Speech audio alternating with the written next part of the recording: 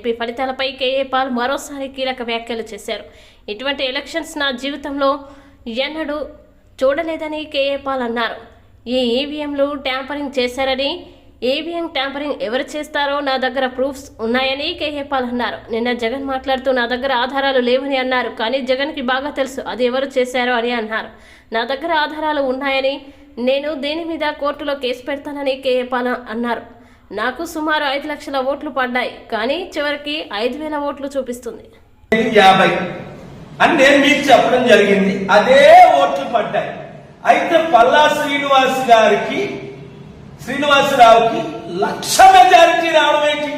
చంద్రబాబు నాయుడికి, లోకేష్కి, పవన్ కళ్యాణ్కి, జగన్మోహన్ రెడ్డికి అందరికి కలిపిన దానికంటే ఎక్కువ మెజారిటీ ఒక ఎక్స్ ఎమ్మెల్యేకి ఎలాగొచ్చేది? 4,10,000 ఆయనకి పడబట్టి అక్కడున్న తహసీల్దార్లు, ఆర్ఓలు కూడా నాతో చెప్పారు. ఇప్పుడు అనవసరంగా ట్రబుల్లో పెట్టను. అది రుజువు. ఎలాగ ఈవీఎం ట్యాంపర్లు అయ్యాయి అన్నది కోర్టులో తెలుసుకుంటుంది. రెండోది ఏంటి? ఇది ఇంకా ఒక అతీతం. అందుకే నిద్ర పట్టలేదు మన శ్రీభరత్, బీజేపీ, టీడీపీ. ఆయనకి ఎన్ని ఓట్లు వచ్చాయి? అమిత్ షా రూపాల గారి కంటే, దేశంలో రాహుల్ గాంధీలందరికంటే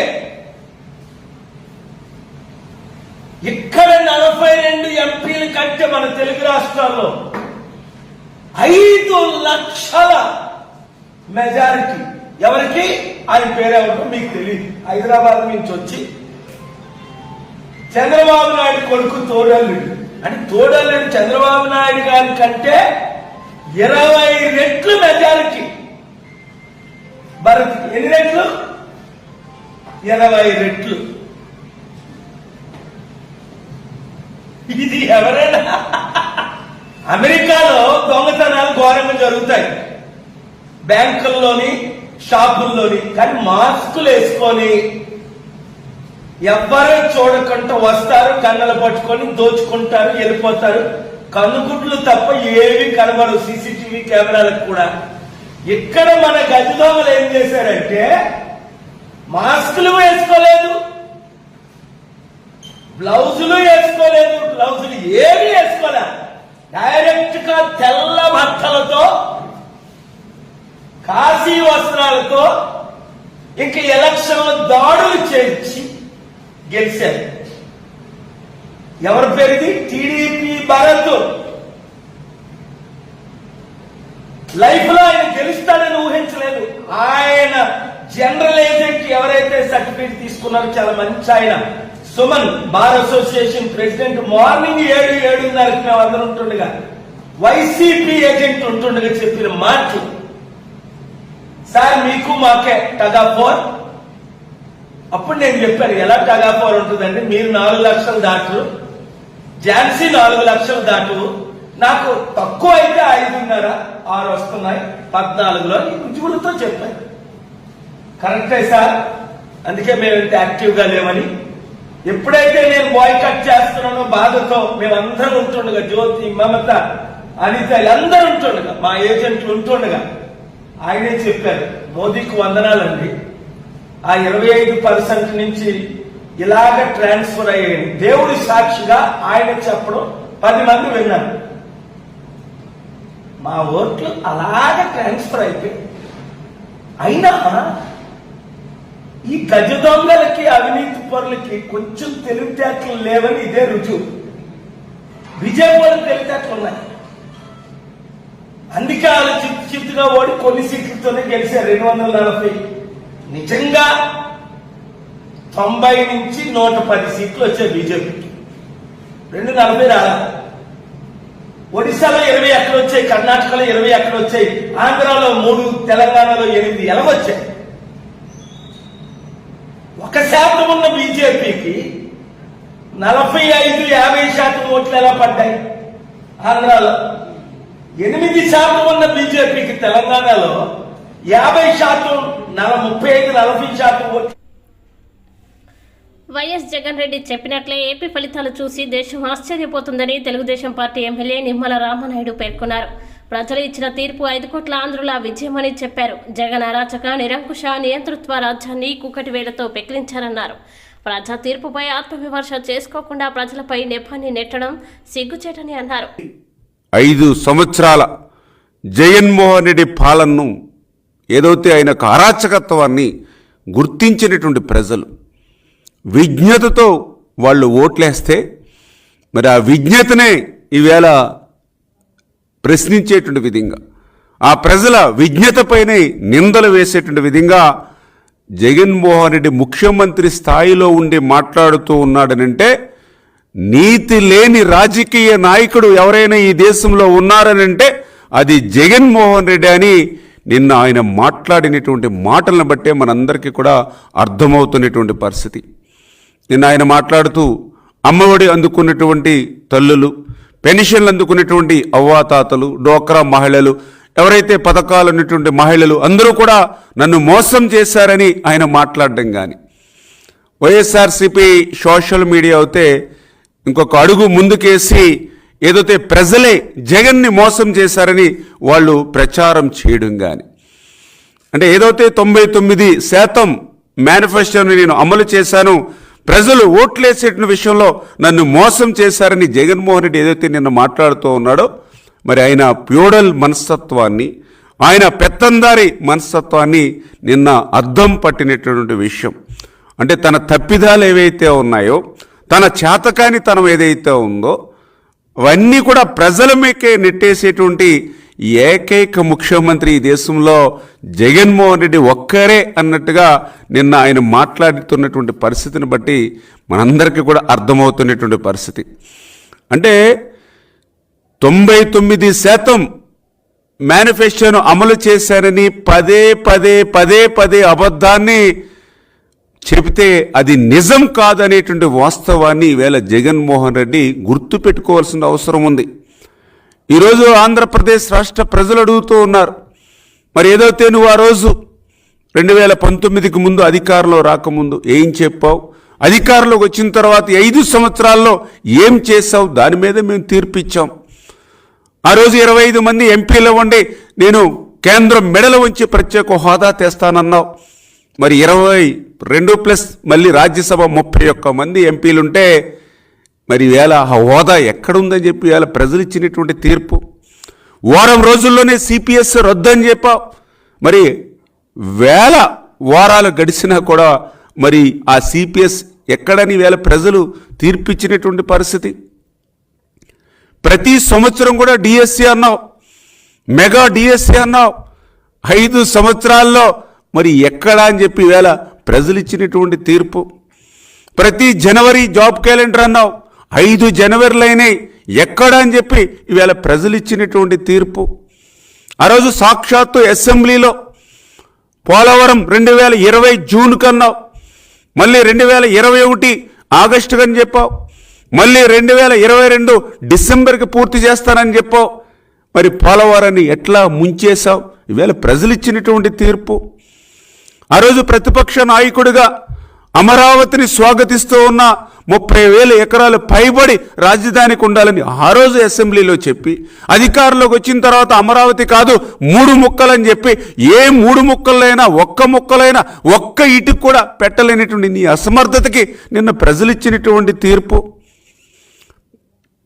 అధికారంలోకి వచ్చినటువంటి వారం రోజుల్లోనే ప్రజావేదికను కోల్చడం ద్వారా ఏదైతే నీ అరాచకత్వాన్ని ఈ ఆంధ్రప్రదేశ్ రాష్ట్రంలో ప్రారంభించావో దాన్ని వ్యతిరేకిస్తూ ప్రజలిచ్చినటువంటి తీర్పు. ఏదైతే ఒక ఎస్సీ ఎస్టీ బీసీ మైనారిటీలు ఎవరైతే ఉన్నారో మరి అటువంటి వారికి సంబంధించినటువంటి 138 సంక్షేమ పథకాలు ఏవైతే రద్దు చేశావో దాని మీద నీకు ప్రజలిచ్చినటువంటి తీర్పు. ఏదైతే రాజ్యాంగబద్ధంగా ఒక ఎస్సీ బీసీ సప్లాన్ నిధులు ఏవైతే ఉన్నాయో వాటిని ఏ రకంగా అయితే నువ్వు దారి మళ్లించావో వాటి మీద ప్రజలు ఇచ్చినటువంటి తీర్పు. పేదవాడు 5 రూపాయలకి పట్టెడు అన్నం తినేటువంటి అన్నా క్యాంటీన్ని నువ్వు రద్దు డబుల్ హ్యాట్రిక్ అదృష్టవంతులం. చంద్రబాబు సరసర చోటు దక్కడం నా అదృష్టం. రాజకీయ రజతోత్సవ వేల రికార్డు మెజారిటీ.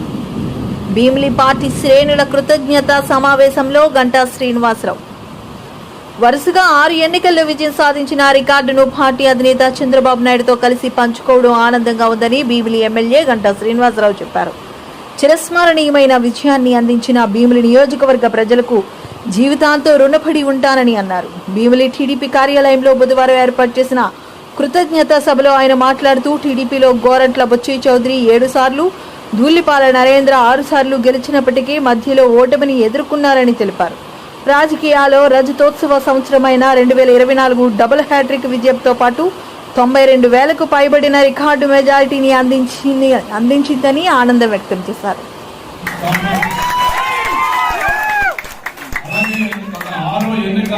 డబుల్ హ్యాట్రిక్ 4 అందులో హ్యాట్రిక్ అంటూ ఉంటారు, కానీ మన డబుల్ హ్యాట్రిక్ వరుసగా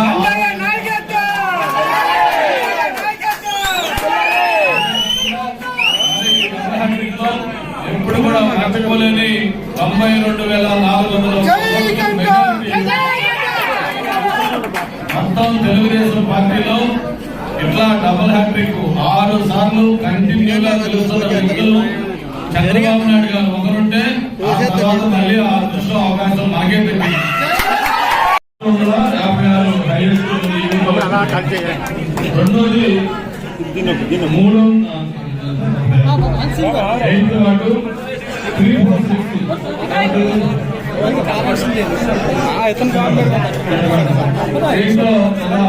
తక్కువగా 696 దీంట్లో సగం వచ్చింది. అలాగే భీమిలి 131 బాబు తోసేద్దాం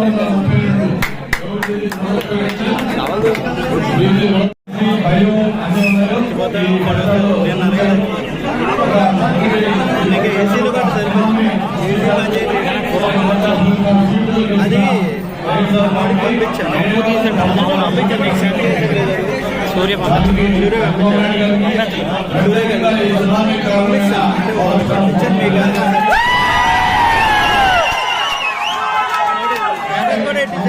అన్నీ నేనే పెట్టాను మామూలు అప్పు సెల్ల తీసాను.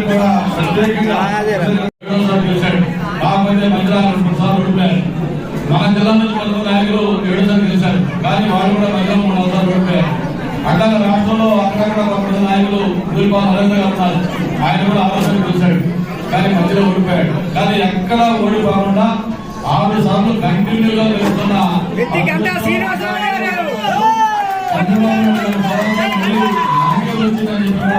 తెలియజేస్తుంటూ ఆ రికార్డు కేవలం ఈ నియోజకవర్గంలో ఈ 6 ఎన్నికలతోటి మన రికార్డు సాధించడానికి ఎప్పుడు కూడా ముందుకుంటామని మరొకసారి తెలియజేసుకుంటూ 25 సంవత్సరాల రజతోత్సవ సెలవు జూబ్లీ సందర్భంగా కలవచ్చిన తెలుగుదేశం పార్టీ, జనసేన, భారతీయ జనతా పార్టీ నాయకులకి, కార్యకర్తలకి, కుటుంబానికి అందరికీ కూడా పేరు పేరున ధన్యవాదాలు తెలియజేసుకుంటూ విజయోత్సవానికి ఎలాగో మనం గ్రామాల వారిగా వాడుకోవాలిగా పెట్టుబడులు పెట్టుకుందాం.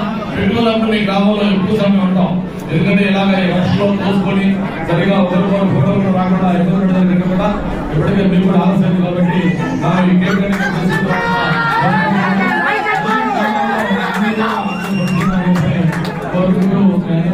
సెలవుస్తున్నా ఉన్నాను. అలాగే మొత్తం కొన్ని జిల్లాల్లో ఒక్కటంటే ఒక్క సీటు వైసీపీ పార్టీ ఖాతా చాలా కష్టం మాట్లాడుతుంది. ప్రజలు చాలా లక్షణాలతో ఉన్నారు, చాలా ఆశలతో ఉన్నారు. అవన్నీ కూడా నెలకొల్సిన బాధ్యత మనకు పెద్దది కాబట్టి మనం ఏదైతే లోకల్ మ్యానుఫ్యాక్చరింగ్ రిలీజ్ చేశామో అనేక పద్ధతులు ప్రస్తావనలో వీటన్నింటినీ కూడా మనం విజయోత్సవాలు చెప్పాలని చెప్పాం. ఆ విజయోత్సవానికి మళ్ళీ అందరం కలిసి కూర్చొని ఏ మండలం ఎప్పుడు, ఏ కాలం ఎప్పుడు, ఏ వాళ్ళు షెడ్యూల్ ఫైనల్ చేసి అన్ని ప్రయత్నం చేసుకొని ఆ సమస్యలు పరిష్కారం చేసుకోవాలని కూడా మరొకసారి తెలియజేసుకుంటూ నాకు ఇది మర్చిపోలేని సంవత్సరం, ఎందుకంటే రాజకీయంగా రాష్ట్ర చరిత్రలోనే మర్చిపోలేని విజయం అని జిల్లా తెలుగుదేశం పార్టీ అధ్యక్షులు గండి బాబ్జీ అన్నారు. బుధవారం జిల్లా తెలుగుదేశం పార్టీ కార్యాలయంలో జరిగిన విలేకరుల సమావేశంలో ఆయన మాట్లాడుతూ రాష్ట్ర చరిత్రలో కని విని ఎరుగని రీతిలో కూటమికి పట్టం కట్టారన్నారు. వైసీపీ నాయకులకు ఏం జరిగిందో అర్థం కాక ఏడుపు ముఖం పెట్టుకున్నారని అన్నారు. కూటమి 56.99%తో 164 సీట్లు కైవసం చేసుకున్నామన్నారు. 5 ఏళ్ల వైసీపీ పాలన వ్యతిరేకిస్తూ కూటమికి భారీ మెజారిటీ ఇచ్చారన్నారు. ఎప్పుడు బటన్ నొక్కడం తప్పడా ఏం చేశారో చెప్పలేదు. ప్రజలను నానా ఇబ్బందులు పెట్టారు. వైసీపీ పాలనలో ఉత్తరాంధ్ర వెనుకబడిన ప్రాంతాలకు ఇచ్చిన సొమ్ములు కూడా వాడేశారని ఆవేదన వెల్లబుచ్చారు. అందుకే ప్రజలు ఈవీఎం మిషన్స్ లో ఇన్ని ఓట్లు ఇచ్చారన్నారు. చంద్రబాబు నాయుడు విశాఖకు ఐటీ కంపెనీలు తెస్తే వాటిని తరిమేశారని తెలిపారు. ఇప్పటి నుండి సుస్థిర పాలన దిశగా మన రాష్ట్రం అడుగులు వేస్తుందని ఆశాభావం వ్యక్తం చేశారు. శాసన మండలి సభ్యులు డాక్టర్ వేపాడ చిరంజీవిరావు మాట్లాడుతూ ప్రజలు అద్భుత తీర్పిచ్చారన్నారు.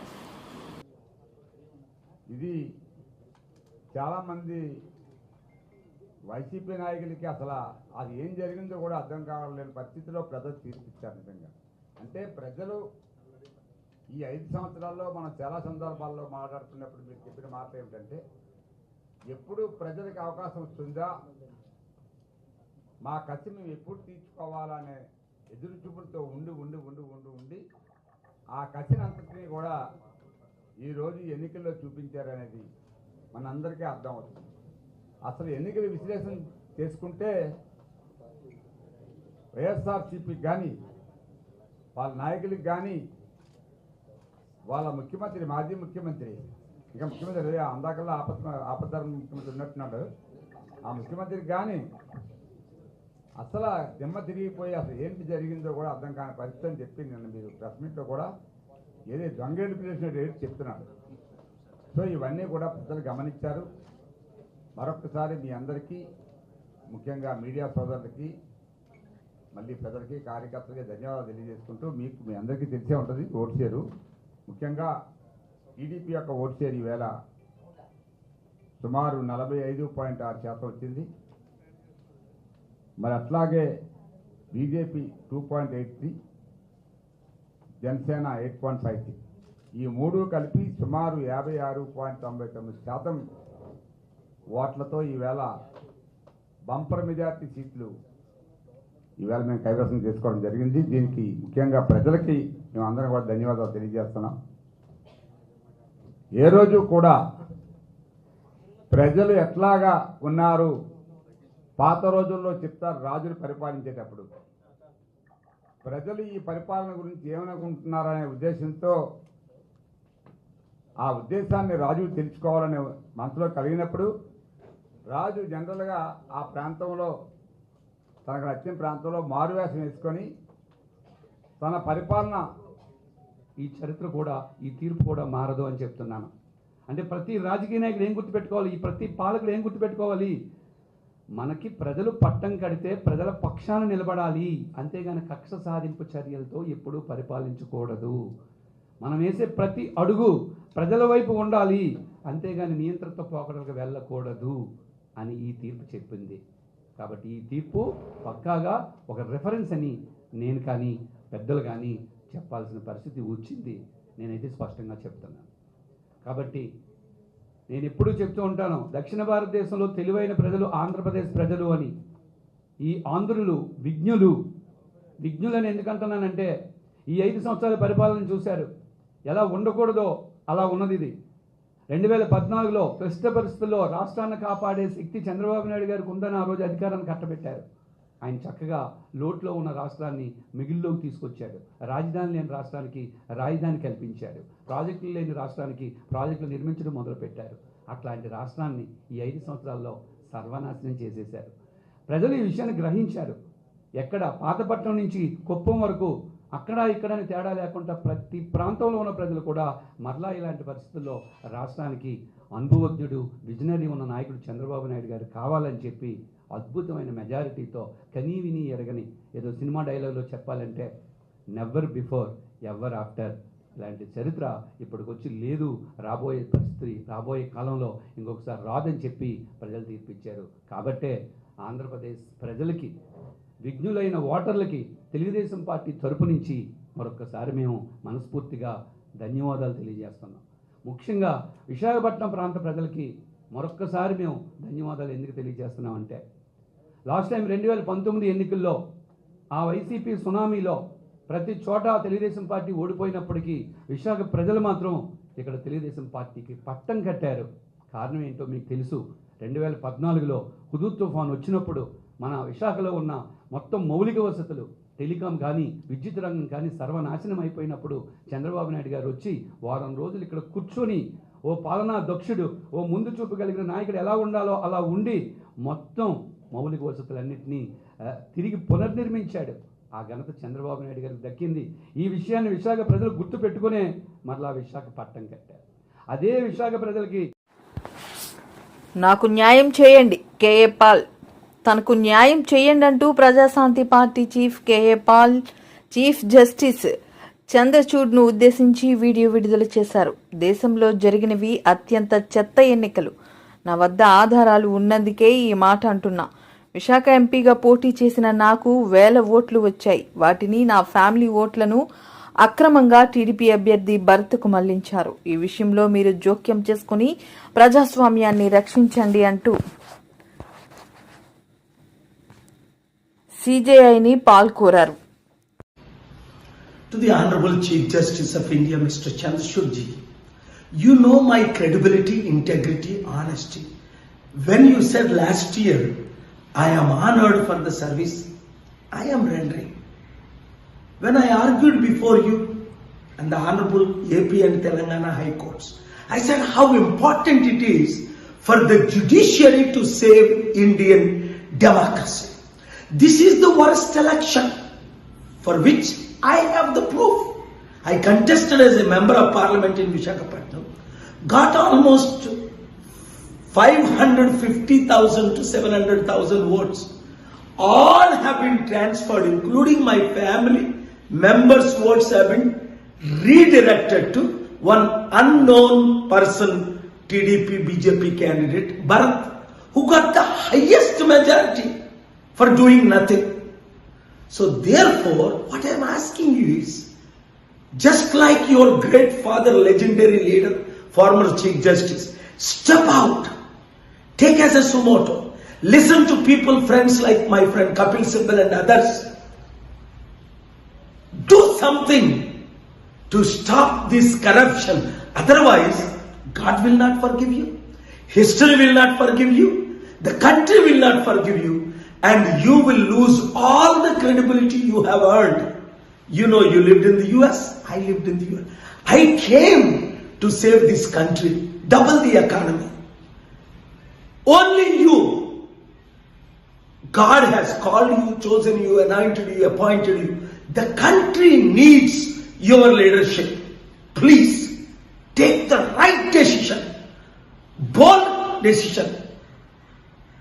Like Martin Luther King said, if we can't find the reason to die, it's better not live.